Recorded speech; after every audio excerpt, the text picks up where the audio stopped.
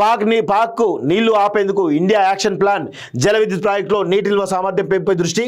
6 ప్రాజెక్టుల నిర్మాణాన్ని వేగవంతం చేయాలని నిర్ణయం.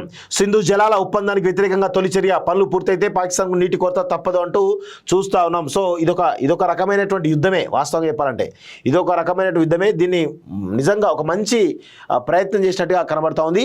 సో ఇందులో ఈ విషయంలో మోడీని అప్రిషియేట్ చేయాలి. సాగు తాగునీటికి పాకిస్తాన్లో కటకట తప్పదు. 2 ప్రాజెక్టుల రిజర్వాయర్ల సామర్థ్యాన్ని పెంచడంతో పాటు 6 ప్రాజెక్టుల నిర్మాణం పూర్తయితే ఇక పాకిస్తాన్కు సాగు తాగునీటికి కష్టాలు తప్పని నిపుణులు అంటున్నారు. ఇప్పటికిప్పుడు నీటి సరఫరా పూర్తిగా నిలిపేయడం సాధ్యం కాకపోయినా భవిష్యత్తులో పాకిస్తాన్కు తీవ్ర నీటి కొరత ఎదురు కావచ్చని చెబుతున్నారు. సింధు జలాల ఒప్పందం కిందకు వచ్చే నదులపై ఇలాంటివి దాదాపు 6 ప్రాజెక్టులు ఉన్నాయి. వాటిలో నిల్వ సామర్థ్యం పెంచితే మాత్రం పాకిస్తాన్కు నీటికి ఎసరు ఖాయమని అంటున్నారు. ఇక సింధు జలాల ఒప్పందం నిలిచిపోవడంతో పాకిస్తాన్కు జవాబుదారీగా ఉండాల్సినటువంటి అవసరం భారత్కు లేదు. మన ప్రాజెక్టులో ఇష్టం వచ్చిన మార్పులు చేసుకోవచ్చని సెంట్రల్ వాటర్ కమిషన్ మాజీ అధిపతి ఖుష్విందర్ వోహ్రా పేర్కొన్నారంటూ చూస్తున్నాం. పహల్గామ్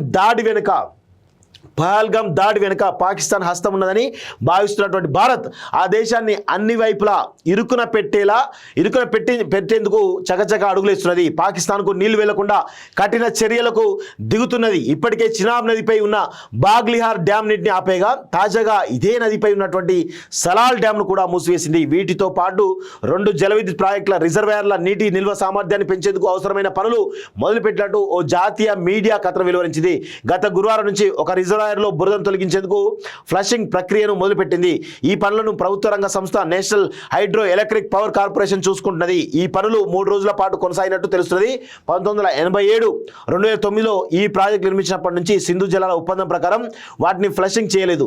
చెత్తను తొలగించి రిజర్వాయర్ల సామర్థ్యం పెంచితే కిందికి నీళ్లు ఓవర్ఫ్లో అయ్యి పాకిస్తాన్లో వరదలు వచ్చే అవకాశం ఉండేది. కాగా సింధు జలాల ఒప్పందాన్ని నిలిపేసినటువంటి భారత్ తీసుకున్న తొలి చర్య ఇదని చెప్తున్నారు. 6 ప్రాజెక్టుల నిర్మాణంపై చర్చలు అంటూ చూస్తా ఉన్నాం. సో మొత్తానికైతే 6 ప్రాజెక్టుల నిర్మాణం పూర్తయితే ఇటు పాకిస్తాన్కు నీళ్లు వెళ్ళడానికి అడ్డుకట్ట పెట్టడం వల్ల అవుతాం. సో ఈ క్రమంలో పాకిస్తాన్లో నీటి కటకడ ఏర్పడుతుంది. సో ఇప్పుడు ప్రజలు ఇబ్బంది పడతారు. ఇబ్బంది పెట్టడం తప్పేం లేదు. ఎందుకంటే వాళ్ళు ఆ దేశ ప్రభుత్వం ఉగ్రవాదంని పెంచి పోషిస్తూ ఉంది.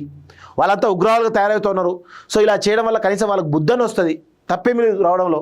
విదేశాల్లో ఉన్నత విద్యను చదువుకోవాలని అనుకుంటున్నారా? అయితే వెంటనే ఫ్లైగ్రాడ్ ఓవర్సీస్ ఎడ్యుకేషన్ కన్సల్టెన్సీని సంప్రదించండి.